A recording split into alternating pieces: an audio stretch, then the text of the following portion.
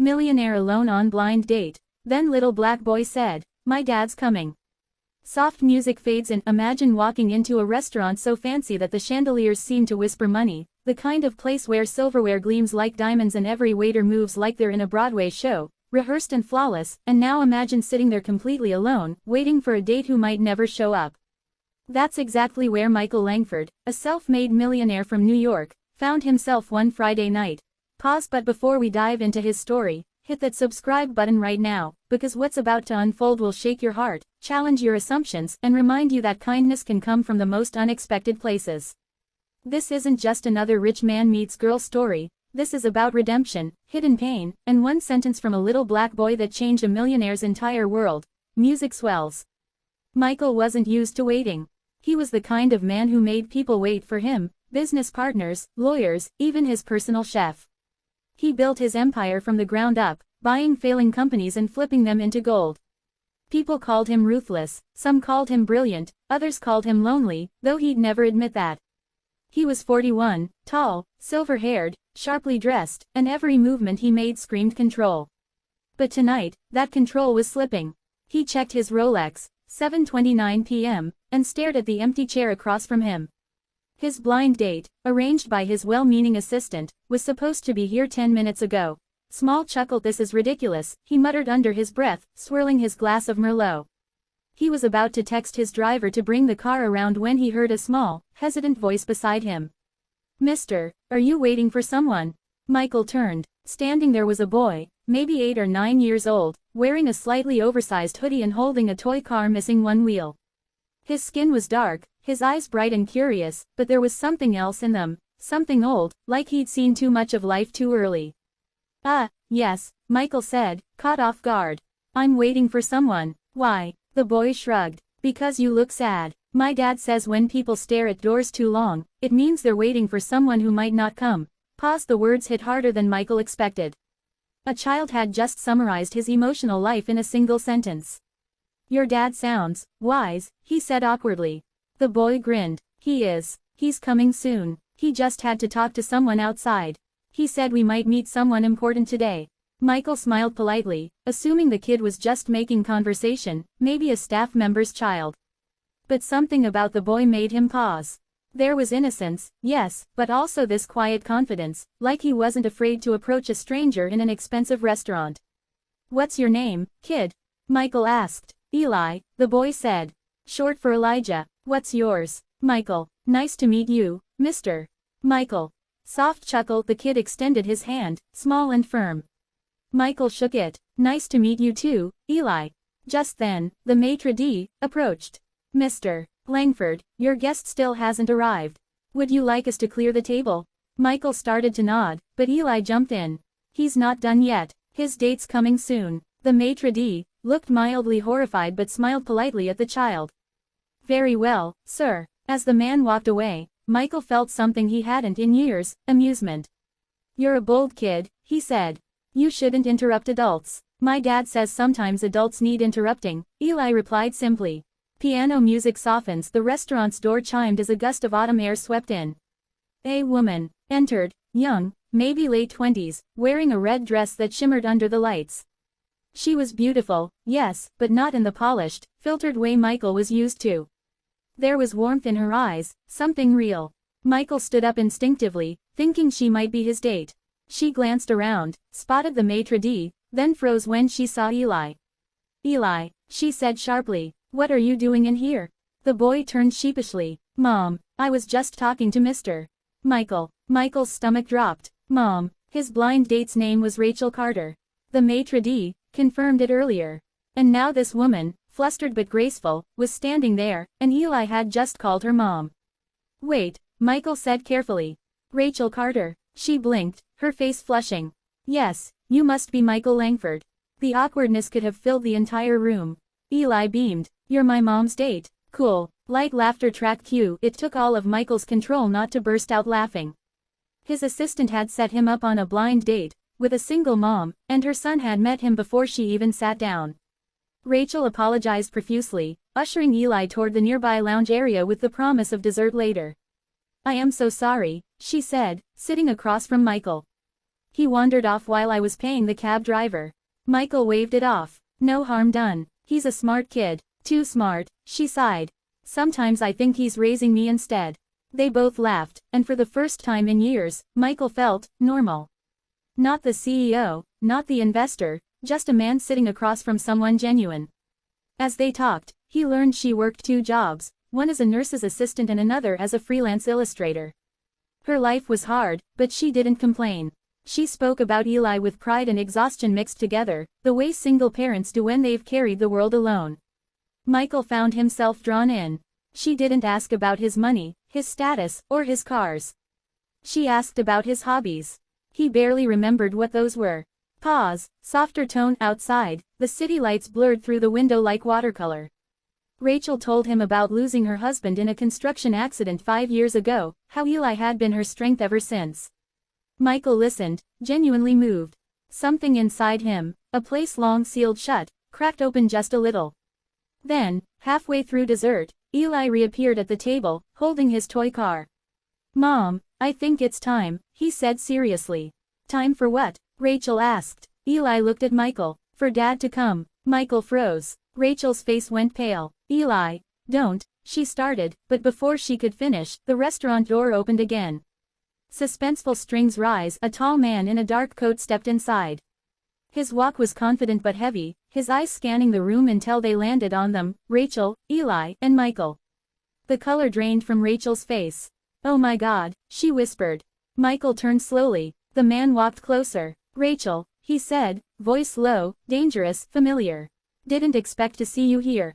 Eli smiled innocently. "Dad, you came." The restaurant fell silent. Michael looked between them, trying to make sense of it. Rachel's hands trembled. "Eli, sweetie," she said quickly, "let's go outside." But the man stopped her with a glance. "I think we should talk," he said, his gaze now fixed on Michael. "You must be the new man." Michael stood, instinctively defensive. "I think there's been a misunderstanding," he said evenly. The man smirked. "Is there? You're sitting at my wife's table." Rachel's voice cracked. "He's not. Please, Daniel, stop." Tension builds. It turned out Daniel Carter wasn't dead. He'd faked his death years ago after getting involved in something dark, illegal deals, gambling debts, dangerous people. Rachel had believed he was gone, mourned him, rebuilt her life for Eli's sake. And now he was standing there, alive, angry, and very real. Michael had no idea what kind of storm he'd walked into, but when Eli's small hand gripped his sleeve, silently asking for protection, something inside him shifted again. This was no longer about a date. It was about a mother and son trapped in a nightmare they thought was over. Music swells to dramatic note. "We need to talk, outside," Daniel said. Michael hesitated, but Rachel nodded subtly, her eyes pleading. They stepped into the cold night, the city humming around them. Daniel leaned in close, whispering words that made Michael's blood run cold. "You don't know who you're dealing with, rich man. Walk away before you end up like the last guy who tried to save her." Then he walked off into the shadows, leaving Rachel shaking and Michael's heart pounding. Eli peeked out the window, worry etched across his face. Michael walked back inside, sat down, and for a long moment, no one spoke. Finally, he said quietly, "You don't owe me an explanation. But if you ever need help, real help, call me." He slid his card across the table. Rachel looked at it, tears threatening.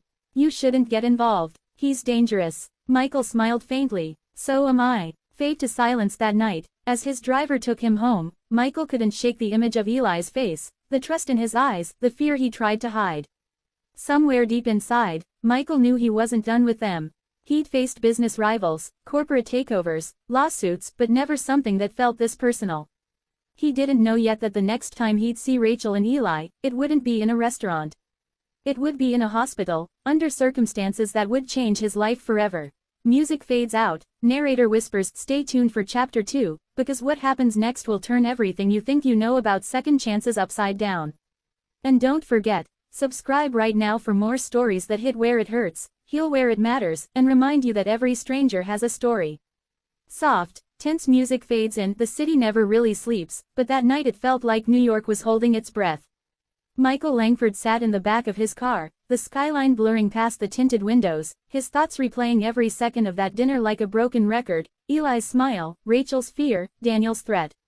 He'd seen ruthless men before, Corporate sharks, con artists, power-hungry brokers, but the look in Daniel Carter's eyes was different. It wasn't business coldness, it was survival mixed with vengeance.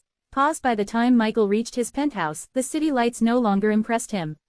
They looked empty, like everything else in his life that wasn't real. He poured himself a drink and stared out the glass wall, wondering how a simple blind date had turned into something so heavy. And yet, beneath all that confusion, there was something else, a spark he hadn't felt in years. Maybe it was because of Eli, or because Rachel had looked at him not as a billionaire, but as a man. Soft piano chords. Days passed, but he couldn't shake the memory. He went through board meetings like a ghost, nodding at presentations without hearing a word. His assistant, Clara, noticed. "You seem distracted," she said one morning, her tone half concerned, half teasing. "Blind date gone bad," Michael gave a faint smile. Something like that. He almost told her the truth, but how could he? That he'd met a woman with a haunted past, a son too wise for his age, and a husband who'd come back from the dead. Instead, he changed the subject. But when the news came in a week later, everything changed again. News audio static sound, local nurses. Assistant injured in car accident, the reporter said on the muted television in his office. Rachel Carter, 29, is in stable condition at St. Vincent's Hospital after being struck by a vehicle while crossing near Fifth Avenue. Witnesses say a dark sedan fled the scene. Michael's world froze. Without thinking, he grabbed his coat and bolted out the door. His driver barely kept up. By the time he reached the hospital, the sterile smell and hum of fluorescent lights felt suffocating. At the reception desk, he asked for her by name. "Family only," the nurse said politely. "I'm a friend," Michael insisted, flashing his company card like it was a badge of authority. The nurse hesitated, then pointed down the hall. Rachel lay there, pale but breathing, her arm in a sling, small cuts marking her face. Beside her, in the waiting chair, sat Eli, silent, holding her hand. When he looked up and saw Michael, his eyes lit up for a brief second before dimming again.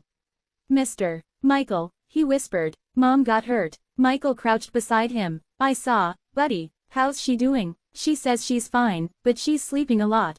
The doctor says she'll be okay." He hesitated, then leaned closer. "I think Dad did it." Music shifts darker. Michael's stomach turned. "What makes you say that?" "Because Mom got scared yesterday when she saw a black car outside our building. She said it looked like his." The boy's voice trembled, but he kept his chin up. Michael had seen grown men crumble under less pressure, yet this child sat there like a soldier guarding his mother. He squeezed Eli's shoulder. "Don't worry, I'll make sure she's safe." "Promise?" Eli asked, eyes wide. "Promise." That night, while Rachel slept, Michael made some calls, quiet calls to people who owed him favors. Background checks, surveillance, financial tracing. He wasn't proud of it, but he'd built his fortune by knowing how to dig into people's lives. Within 24 hours, he had a name in a file. Daniel Carter. Alive. Multiple aliases. A trail of unpaid debts and suspected ties to underground gambling. The more Michael read, the angrier he got. Daniel wasn't just a man who made mistakes, he was a man who ruined lives to escape them. Michael stood at his office window again, phone in hand.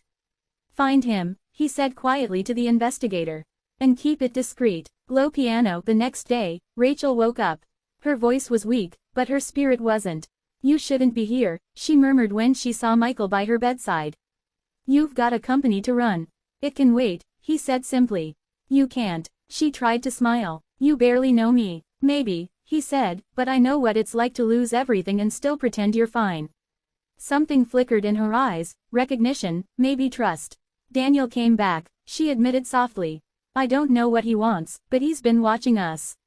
I thought I was done with that life." Michael leaned forward. "You are done. He won't touch you or Eli again."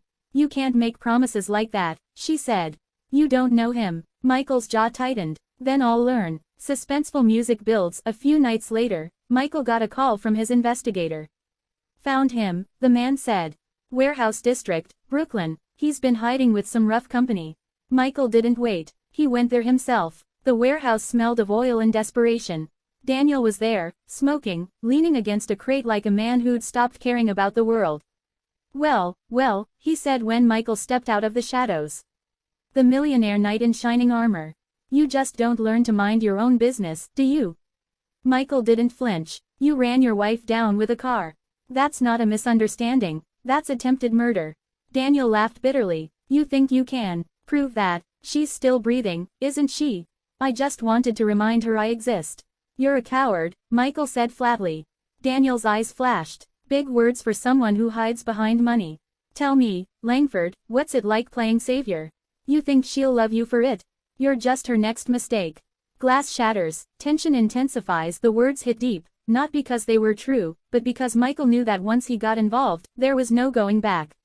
He stepped closer. You stay away from them. I don't care where you run. If I see you near her again, I'll make sure every debt collector in this city knows exactly where to find you. Daniel smirked, but there was fear in his eyes now. You think you scare me? No, Michael said, turning away. I think they do. As he walked off, Daniel shouted after him, this isn't over, rich boy. Michael didn't answer, but deep down, he knew it wasn't. Soft strings. Over the next few weeks, Rachel recovered. Michael visited often, sometimes bringing flowers, sometimes just coffee. Eli started calling him Mr. M, joking that he sounded like a superhero's boss. There was warmth now, laughter even, but also something unspoken between Michael and Rachel, a quiet understanding that danger wasn't gone. One evening, as they watched Eli play with his rebuilt toy car, Rachel said softly, you didn't have to do all this. Maybe not, Michael said, but I wanted to. She looked at him for a long moment. You're not what I expected. Neither are you, he said. Soft smile. But peace never lasts long when someone like Daniel Carter is in the story. Music darkens. One rainy night, Michael got a call from Eli. The boy's voice was trembling. Mr. M, I think Dad's here. Michael's heart stopped. Where are you? Home. Mom's not back yet. Michael grabbed his coat and ran, rain slicing down like knives. When he reached the small apartment, the door was ajar. He heard shouting inside. You can't keep hiding him from me. Daniel's voice roared. He's my son. Rachel's voice cracked. You lost that right when you disappeared. Michael burst in, eyes locking on Daniel, who was gripping Rachel's arm. Let her go, Michael said, his tone low and dangerous. Daniel turned, snarling. You again, always in my way. Michael stepped forward. She doesn't belong to you anymore. Neither does Eli. Dramatic strings rise. Daniel shoved Rachel aside and lunged, but Michael was faster. Years of boxing lessons for stress relief finally meant something. One punch, clean, hard, sent Daniel stumbling. Get out, Michael growled. But Daniel laughed, blood dripping from his lip. You think this ends with me? You don't know the people I owe. They'll come for her, for the boy, for you. And then he was gone, disappearing into the storm. Soft piano returns. Rachel collapsed into tears. Michael held her, not as a rescuer, but as someone who finally understood what it meant to protect something real. Eli clung to his mother's side, whispering, I told you he'd come. Michael looked at him and said quietly, and I told you I'd keep you safe. That night, Michael made another promise, to himself. He'd get them out of that apartment, out of danger, out of the shadow of Daniel Carter once and for all. He didn't know how yet, but he would. What he didn't realize was that the next move Daniel made wouldn't be in person, it would be through something far worse. Music fades to low hum. The next morning, the headlines were everywhere. Billionaire Michael Langford under investigation for embezzlement. His face plastered across every news site, every social feed. Anonymous tip-offs, falsified documents, offshore accounts, all pointing to him. And in the middle of that chaos, his phone buzzed with a message from an unknown number. It was a picture of Eli, taken from across the street, with a caption, Your move, hero. Music swells dramatically. Michael realized this was no longer just about love or redemption, it was a war. And the enemy was willing to burn everything to the ground. Soft tense piano fades in, thunder rumbling in distance. The storm outside mirrored the chaos in Michael Langford's mind, lightning flickering against the glass of his penthouse as he stood over stacks of documents, headlines, and digital reports that screamed lies, lies designed to destroy him. 1 week ago, he'd been a man with everything, power, control, and reputation. Now, in the span of 72 hours, his empire was on fire. His accounts frozen, his company under investigation, and his board ready to turn on him. But what hurt more wasn't the fall, it was knowing who pushed him. The message burned on his phone screen. Your move, hero. Low hum. He knew Daniel Carter had done this. Somehow, he'd managed to use Michael's world against him. What Daniel didn't understand was that Michael had survived worse battles, just never ones that involved a child and a woman he was beginning to care about more than himself. He'd built his fortune by knowing how people thought, but this time, the stakes were no longer money. They were life. The next morning, he went to see Rachel and Eli. The small apartment looked emptier than usual, like the walls themselves were holding their breath. Rachel opened the door, eyes swollen, exhaustion painted across her face. "I saw the news," she said quietly. "You shouldn't be here." "That's exactly why I am here," he replied. "They're trying to break me. And if they can't, they'll come for you." She looked at him for a long moment, then stepped aside. "Eli's in his room. He's scared." Michael walked in and saw the boy sitting on his bed, clutching that same little toy car, now fully repaired. He looked up. "Mr. M, is it true what they're saying about you?" Michael knelt. "No, kiddo. Sometimes bad people lie to make good people look bad. But I'm going to fix it." Eli nodded solemnly, his small voice barely above a whisper. "Dad said he'd come back again. He said this isn't over."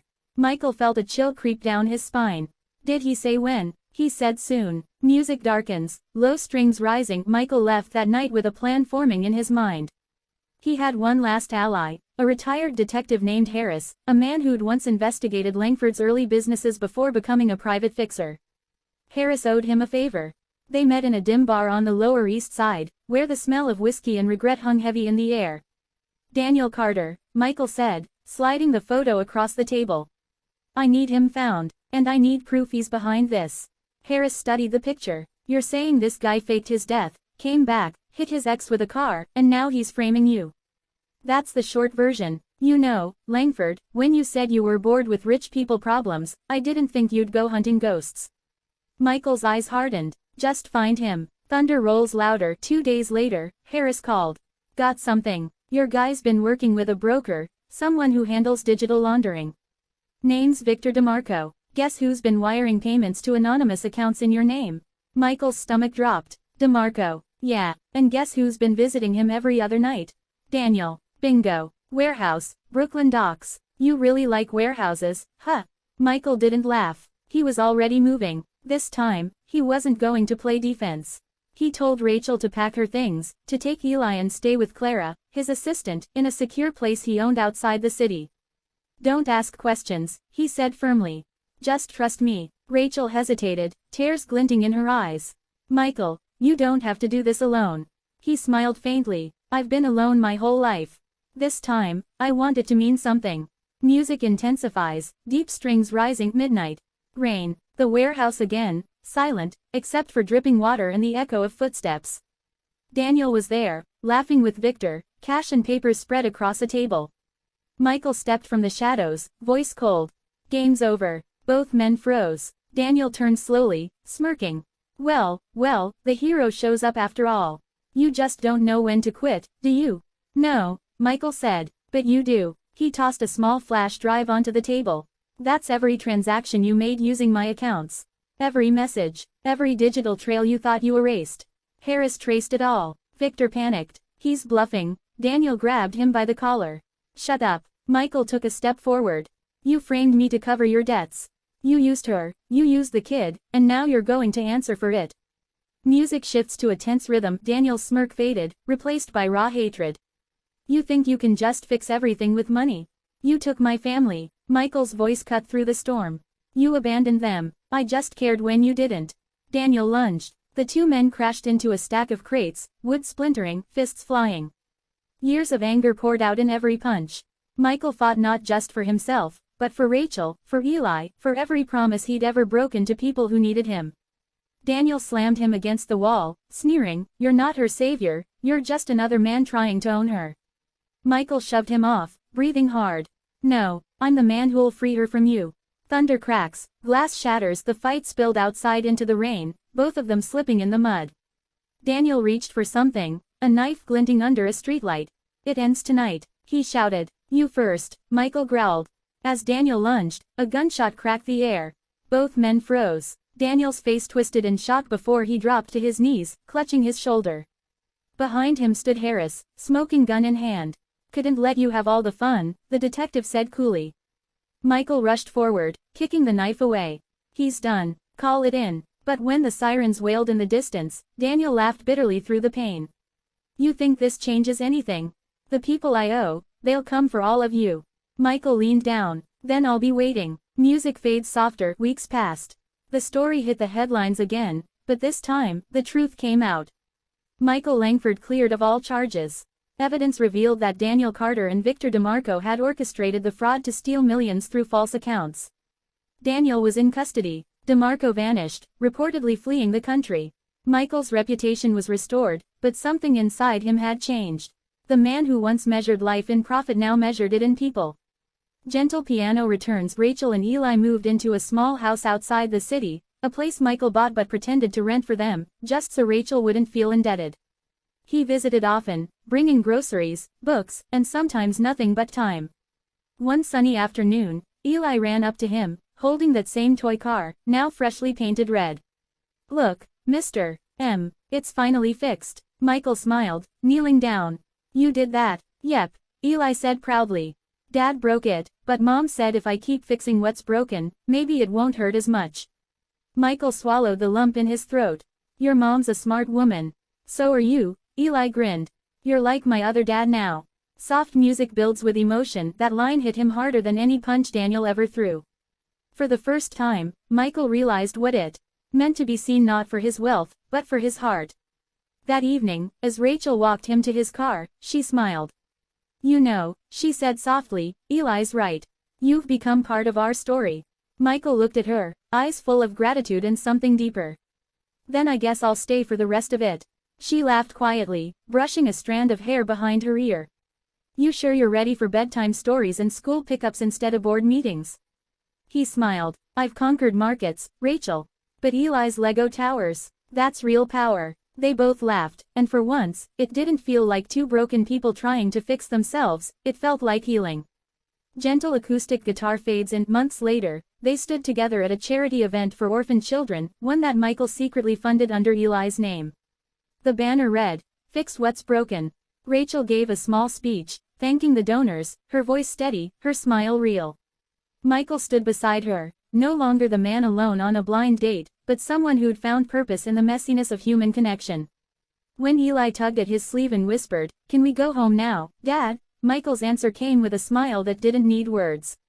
Music swells to cinematic close. In the end, it wasn't money or revenge that changed everything, it was a child's innocence, a mother's strength, and a broken man's decision to finally care. Michael Langford, the millionaire who once sat alone waiting for someone who might never come, had finally stopped waiting. Because sometimes, family isn't what you're born into, it's who walks into your life and refuses to leave. Soft pause. Narrator voice warm and deep. And if this story reminded you that hope can come from the unlikeliest places, that love can grow out of pain, and that second chances are worth fighting for, then don't just scroll past. Hit subscribe right now, because the next story might be the one that changes you. Music fades out to silence. Dash dash dash.